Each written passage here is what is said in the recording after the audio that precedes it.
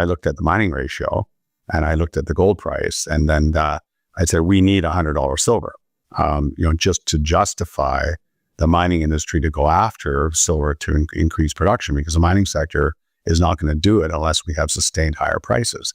Because even at $30 silver, the margins aren't there to really give us enough profit to go and invest the billions of dollars necessary to get more silver into the marketplace. And so I came up with the phrase triple digit silver, and I see it's being copied now a few times. I'm no longer the only one saying it, which is nice to see. I was the first to say it, but I think we'll get there. I think, it's a simple math. Silver requires either exceptional market conditions, like rising inflation or an extreme shortage, to rise to $100, which might not be its endpoint once it clears its all-time highs at $50.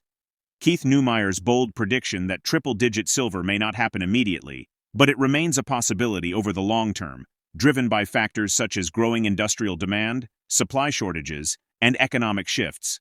CEO of First Majestic Silver Corporate, KeithNeumeyer, emphasizes the widening gap between silver mining production and its market price, a disparity primarily driven by the paper markets. In these financial markets, silver is predominantly traded as a commodity through contracts rather than physical transactions involving the metal. Analysts and investment banks believe that despite a likely hit to industrial demand in the early months of the year, silver could outperform gold once again in 2025. The situation becomes even more concerning as global demand for silver grows, driven by industrial applications like electronics, solar energy, electric vehicles, and rising investment demand. Despite these growing needs, silver mining production has not been able to keep up, and annual deficits are becoming more pronounced. In fact, silver mining production peaked in 2016 at 900.1 million ounces, when the price was around $13.30 per ounce. Since then, silver prices have risen significantly, averaging $20.70 per ounce and currently trading over $31 per ounce. However, the silver supply from mining has not kept pace with this price increase. According to Metals Focus, silver mine production is projected to be 62.8 million ounces lower than the 2016 peak, representing a 7% decline in output. This disconnect between the silver price and production is becoming increasingly problematic as silver consumption surpasses the amount of silver mined each year. Eventually, the pressure from these supply shortages will force the market to confront the reality that insufficient silver is available to meet the growing demand. Now we present the clips of KeithNeumeyer's insights from his recent interview. Before we continue to discuss this, please subscribe to our channel and activate the bell icon for timely updates. The problem is, and I've said this, multiple times in my PowerPoint presentations and in similar interviews, is that there's about 1 billion ounces of silver that trades every day in the paper markets worldwide. So you've got this group of bankers, and they don't know about mining. They've never been to a mine. They look at a ticker symbol or a price quote, on their computer system, and then they're used to trading, within a range, and that's really it for them. They don't look at deficits. They don't look at where the metal's going. They likely don't even know, what the production worldwide is and what the consumption worldwide is, and the fact that their computer, it wouldn't even operate without silver, within it. So they're complete financial guys, traders, and that's really all they are. And when you have that kind of mentality, you see, a bunch of, like, the Reddit crowd, for example. It's a good example of what my point is, where you get a bunch of buyers that come into the market all within a very quick or short period of time, and the price spikes. And so you get all these traders saying, hey, this is a great opportunity to sell some silver. And they're not selling silver, they're selling paper. Right? And then they know from history that they'll never have to call for delivery of that silver. Right? It's just paper to them. So they know that if they could lean on the paper markets enough, they could just wait until the buying ends. And then when it ends, the price will drop, like any kind of supply-demand market in the world, doesn't matter what it is. When the buying dries up, the price will drop. And they know that. And they'll just wait it out, and they'll buy back that paper, and they'll rinse and repeat time and time again. And it's The question is, will it ever end? And I think it will, because I think ultimately they will wake up to the fact that they have to have some backup. They have to have some silver behind that trade, because every once in a while there is a delivery that takes place. And if all of a sudden they wake up, look at their back office, their lawyers behind the scenes pulling them up and say, hey, look, we can't get this metal. We don't need a lot of it, but we just need 50 million ounces to deliver it to Sony. And we've got this big short position, right? We can't find the ounces. And then that's when the traders will get a phone call and say, hey, look, we gotta stop or lighten up our short position, because we're causing problems in our physical delivery. Like you don't have like the big banks, HSBCs or the JP Morgans, the guys that actually deal with the physical metal. They don't really communicate with their traders in the trading desk. They're trading their paper. They're completely different divisions within the bank, and there's virtually no communication between them. So when you close that gap and all of a sudden the communication starts, I think we're there or getting close to there. And that's why I think we've seen the silver price improve over the last year, because people are waking up to the fact that this is an extremely tight market. And you can't be running 250 million or up to 400 million ounce deficits annually every year for 4 or 5 years in a row without it showing up. And it is now showing up. And, this year we should consume something in the order of 1.4 billion ounces. At least that's the kind of number that's being bandied around. And the miners, I will produce about the same as they did last year, 830 million ounces thereabouts. And, these are huge deficits, and it will show up in price. Well, I've come up with many phrases throughout my 21 years running this company. Strategic metal. There's no substitute to silver. Copper's the highway, silver's the glue, which was one of the newer ones I've come up with, because you look at a device, any kind, it could be electric car, computer, cell phone, a toaster, a refrigerator, a freezer, whatever the case may be. There's copper in all those components, but it's glue that it's silver. That's the glue that holds it all together.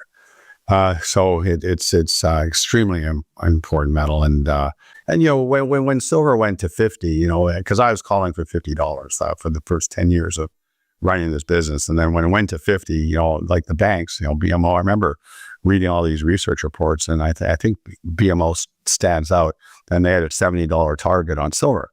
And so, I figured, geez, $70, that's pretty conservative.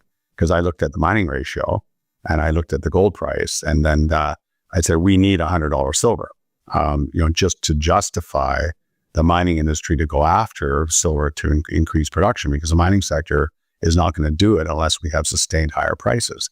Because even at $30 silver, the margins aren't there to really give us enough profit to go and invest the billions of dollars necessary to get more silver into the marketplace. And so I came up with the phrase triple digit silver, and I see it's being copied now a few times. I'm no longer the only one saying it, which is nice to see.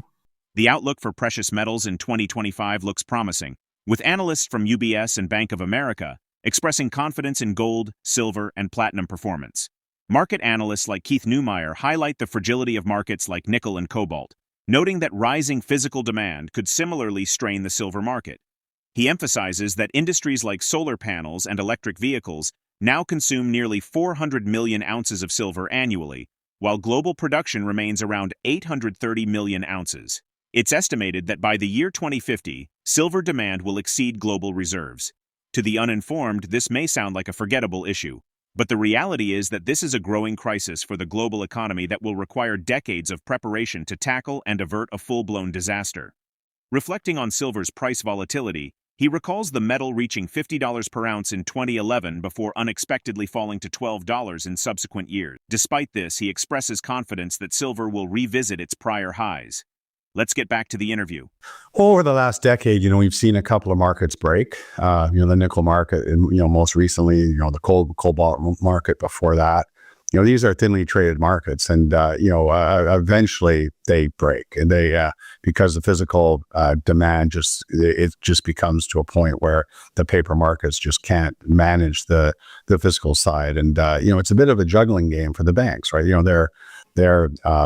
want to keep the trade going because they're making a fortune doing it, but at the same time they got to face reality that, hey, look, there's an actual commodity there behind this paper trading that we're doing. And we're making a ton of money on the paper side of things, but we got to actually deliver this stuff at some point. So, I think we're getting there. And you look at, the solar panel industry, the electric car, or even the just automotive industry, just as a single industry, consuming almost 100 million ounces on its own.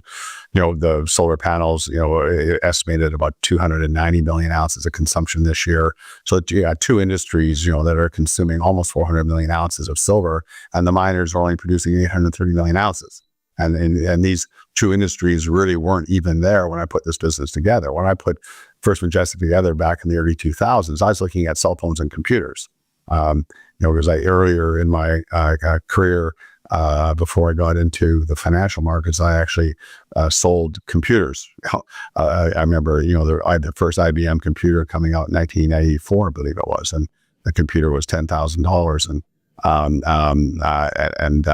I actually sold a couple of them, quite interesting enough. But anyway, so I always had a fascination for technology, and when I got into mining, copper just came naturally to me, and silver was even the same. So I was able to formulate that concept and look into the future and say, hey, look, this metal is going to be in huge demand. And I did predict that silver would hit $50 again, its prior high, reached in 1980. And I put the company together at $5 and hit $50 by 2011. What I didn't expect was that the silver price is going to drop all the way back down to $12, over the next, 5 years. That surprised me and surprised a lot of other people.